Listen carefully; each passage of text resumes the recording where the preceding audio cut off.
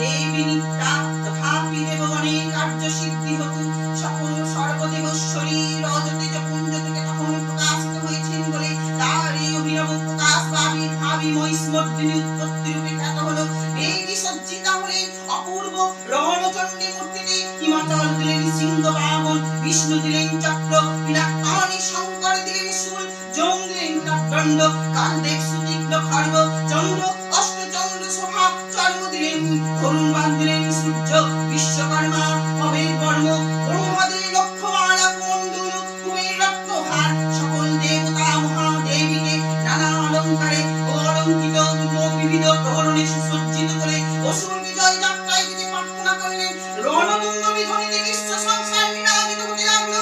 যাত্রার পূর্বে সুরনরলোকবাসী সকলেই দশ প্রহরণ ধারিণী দশ ভুজা মহাশক্তিকে ধ্যান মন্ত্রে করলেন অভিবন্দন